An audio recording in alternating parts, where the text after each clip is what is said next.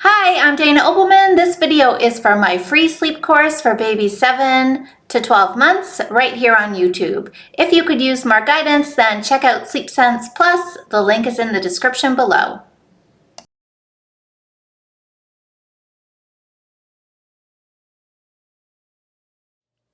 Good morning, welcome back. I hope that night 6 went really well for most of you. I want you now to take a look back at the sleep goals that you set for yourself. See if we've hit any of them yet.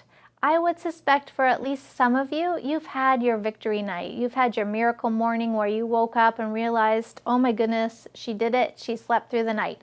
Maybe you've already celebrated with that bottle of champagne you've been saving. This is a great time for reflection because we're essentially 1 week in. Again, if things aren't quite where you like them to be, then that's totally normal and a-okay.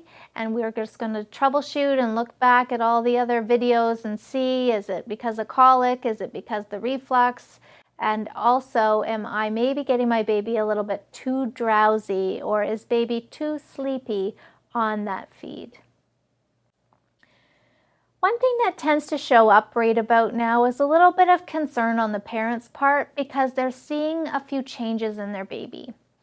Some of the comments I hear is that my baby seems more tired than normal, or she seems a little crankier than normal, or a little needier than normal.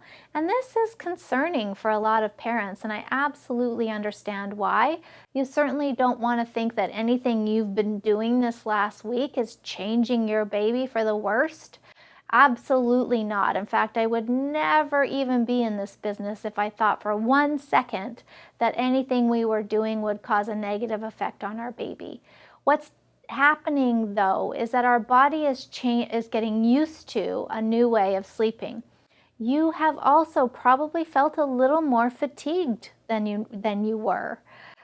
When we go through a big reorganization of sleep, back in those days where she was waking you up 6 times a night, your body adapted as best that it could to support you in this. It was like your body knew, we're not getting good quality sleep, we're not getting very consolidated sleep, so let's do the best we can to help her by getting her to stage 3 quickly, keeping her there as long as we can, and working with you as best a body can. Certainly not perfect, but it does try to accommodate what's happening in your sleep schedule. But now things are changing and you're sleeping a little more consolidatedly, or maybe you're sleeping all the way through the night and the body needs to get used to that way again. So in the meantime, while our body gets used to this new way of sleeping, fatigue tends to be the symptom. You might feel a little groggy when you wake up in the morning and kind of wonder, why do I feel so tired when I'm sleeping better than I have in months? And just know that's your body getting used to it. In a week or two, you're going to feel better than you've felt in a long time, and so will your baby. So right now, your baby is also undergoing a lot of change. There's a lot of reorganization going on in her sleep. She's learning for the first time in her life how to consolidate a full night of sleep. And while the body is getting used to that, fatigue tends to be the symptom.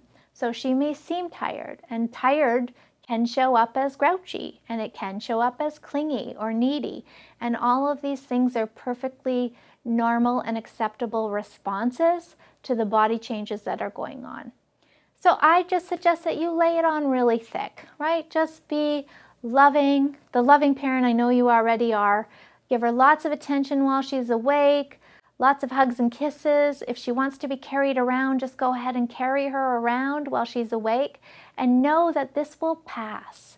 And once it passes, I tell you, even people who tell me their baby was doing amazing on all this fragmented sleep tend to see a huge improvement in their baby's moods. Even happy babies become even happier babies once they're getting good quality sleep at night and taking great naps during the day. I can tell you, my son, who I did the Sleep Sense program on initially, went from being kind of little bit of a high needs, bit of a grouchy baby, to being the happiest baby anyone had ever met.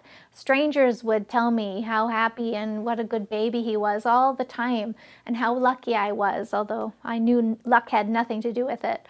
But you will see some really dramatic and awesome improvements in your baby once we get there. It's just kind of this hill we have to climb to get to the other side.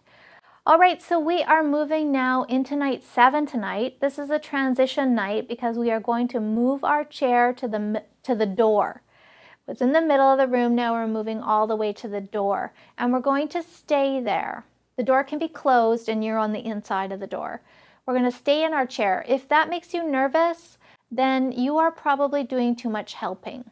I know it's tempting when things aren't going great. You want to try to help and help and help. But the more you're helping might actually be making it more confusing for baby. She's not figuring out her own skills. She's still relying on you and your touch or interference in some way. So we want to stay put in that chair now, say our key phrase so she knows we're there, and just let her figure this out a little more independently. If she's standing up, you can ask her to lay down from your chair. And as she gets more fatigued as time goes on, when you ask her to lay down, more and more often they'll respond. And now they know they've had 7 nights of practice. So they know, yeah, you actually need to lie down in order for sleep to come. That's the best way for it to come.